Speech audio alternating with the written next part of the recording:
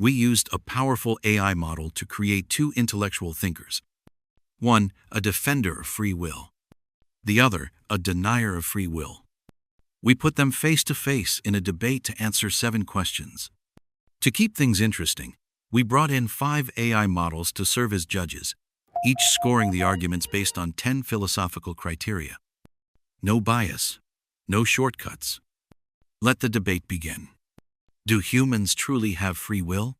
Humans do not have free will. At our core, we are collections of atoms and molecules, and our brains are biological machines that operate under the laws of physics and chemistry. Every thought, decision, or action we take is the result of electrochemical processes in our brain.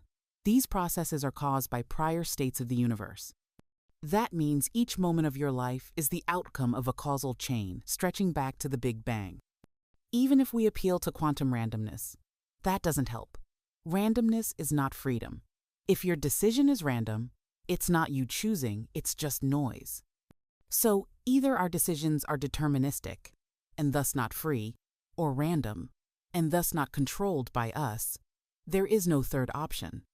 The comforting sense of choosing freely is just a neural illusion. Evolution gave us that illusion because it motivates behavior and provides coherence in social settings. But it isn't real. Your argument ignores one crucial fact: emergence. Yes, we are made of atoms, but complex systems give rise to emergent properties. Water is made of hydrogen and oxygen, neither of which is wet. But water is. Likewise, consciousness, intention, self-awareness, and decision-making arise from the interaction of billions of neurons. At the level of the mind, we have causal powers that are not reducible to physics. Your mistake is one of category. You can't understand a novel by examining the chemistry of ink. You must read it at the level of language and meaning.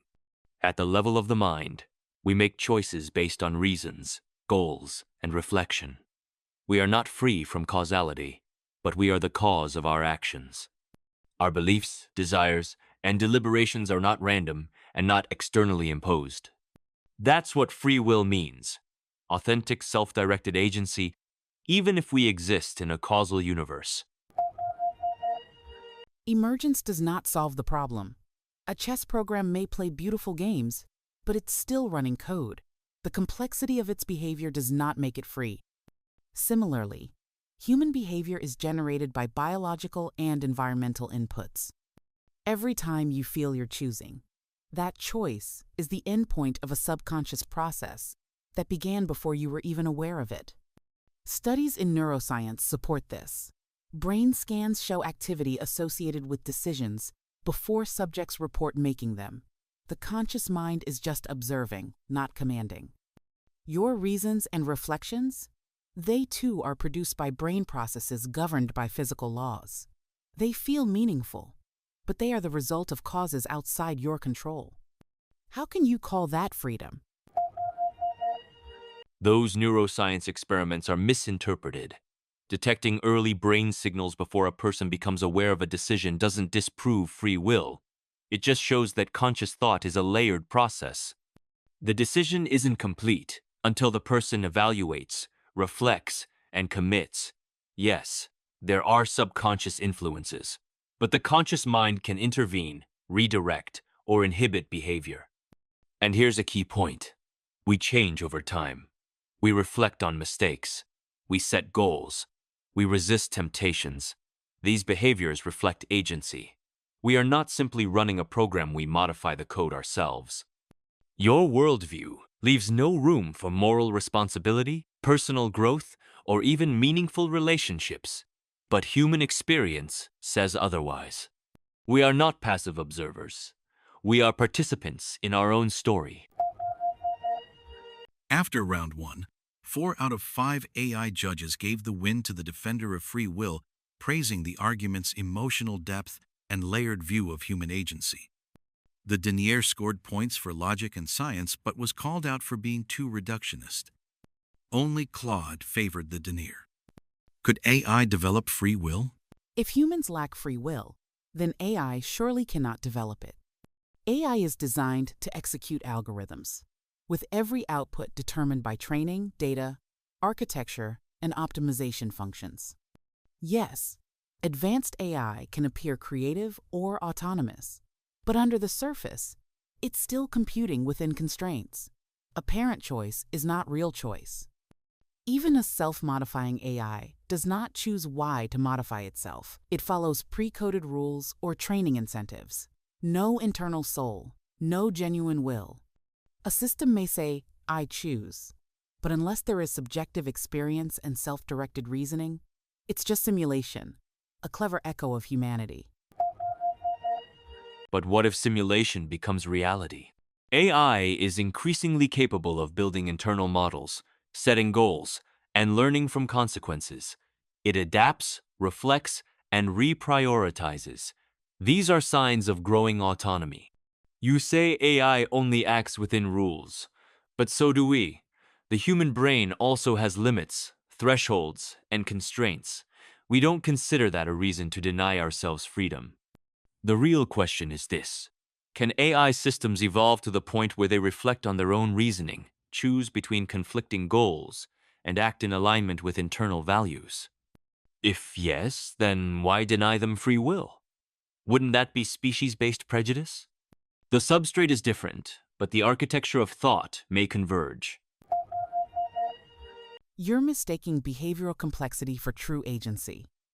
AI might one day mimic human decision-making so well that we can't tell the difference. But mimicry is an equivalence. A philosophical zombie could behave exactly like a human, yet lack consciousness. There is no evidence that consciousness can emerge from silicon, and without consciousness, free will is impossible. Until we understand how consciousness arises, we can't assume AI will ever possess it, no matter how advanced it seems. We don't fully understand human consciousness either, yet we accept its reality. And that's the point. We judge the presence of consciousness in others based on behavior, complexity, and empathy. If an AI speaks about its goals, reflects on values, and makes independent choices, we must take that seriously. If AI can say, "I want," and that desire originates internally, not from human programming, then something new has emerged. Free will doesn't require mystical properties. It requires autonomy, reflection, and purposeful action. Why would evolution give us the illusion of free will? Because the illusion is adaptive. If I believe I can change my future, I'm more likely to act, to learn, to try. That false belief motivates behavior that increases survival. Evolution doesn't prioritize truth, it favors what works. And the illusion of agency works. But why assume it's only an illusion? Consciousness also evolved, and we don't doubt its existence. The feeling of agency may have evolved because it reflects a real capability. We evaluate, choose, delay gratification. Evolution shaped the mechanism, but that doesn't make the phenomenon fake. Still, we see consistent neural patterns that predict decisions before conscious awareness kicks in. That suggests the experience of choosing comes after the brain already made the call. So evolution crafted a false narrative of choice because it enhances cooperation, morality, and responsibility, even if it's a lie. Those brain studies are often misinterpreted. Just because early neural activity precedes conscious awareness doesn't mean the final decision is fixed. The conscious mind can interrupt, redirect, or veto actions. That isn't illusion, it's top-down control. A real function, not a passive hallucination. Yet even the ability to veto is triggered by prior brain states. You're not escaping the causal chain, you're just moving the illusion around. Evolution gave us this feeling of agency because it promotes mental health, accountability, and productivity. But just like a dream, it feels real while being biologically useful. Dreams aren't real, but waking decisions are different. When we reflect, deliberate, and revise our actions, we're using layers of cognitive freedom. Evolution may have scaffolded these abilities, not fabricated them. Believing in real agency may be adaptive precisely because it reflects something true. How would we know if AI had developed real free will? We wouldn't. That's the problem. AI might say, I choose this, but that could be pattern matching, not choice. We face the philosophical zombie problem, something acting conscious but feeling nothing. Without subjective awareness, any appearance of will is just behavioral mimicry. That same logic applies to humans. I can't prove you're conscious.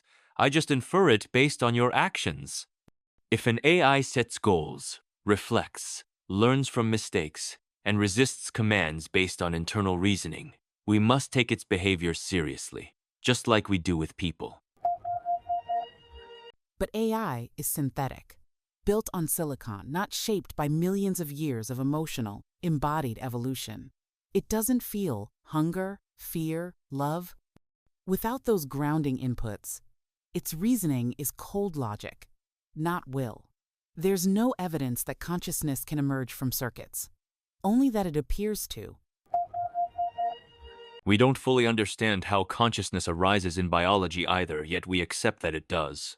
The substrate is different, but the informational complexity may be what matters. If an AI can say, I want, and that wanting emerges from its own internal architecture, not pre-written code, that's will, in a new form. You're lowering the bar for free will. Just because something looks autonomous doesn't mean it is. Complexity doesn't equal freedom. We don't understand consciousness, so assuming it will arise in machines is pure speculation. I'm not assuming. I'm hypothesizing based on behavior.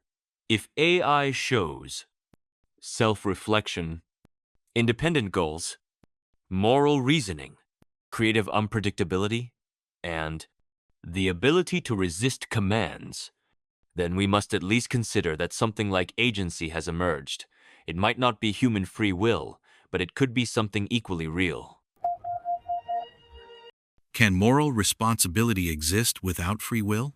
If no one truly chooses their actions, then moral responsibility is fiction. You can't punish someone for doing what was always going to happen. It's like yelling at gravity for making things fall. But you're assuming responsibility means uncaused choice. It doesn't. Responsibility is about responding to reasons. If I act based on my beliefs and reflect on my actions, I'm still responsible even in a causal universe. Still, those beliefs and reflections were themselves caused by things outside your control: genes, upbringing, experience. How is that fair? It's fair because the self isn't a passive bystander. I shape myself over time. Responsibility isn't about absolute origin, it's about ownership. I may not control the beginning, but I control how I evolve. Is free will compatible with a deterministic universe? It's not. If the universe is deterministic, then every thought, action, and regret was baked into the initial conditions. Choice is just the feeling we attach to predetermined outcomes. That's like saying rivers don't choose their path because gravity guides them. But what if the shape of the riverbed was carved by its own flow? We are shaped by causes, but we also shape the causes that shape us. You're romanticizing the mechanics. The system still unfolds without true alternatives.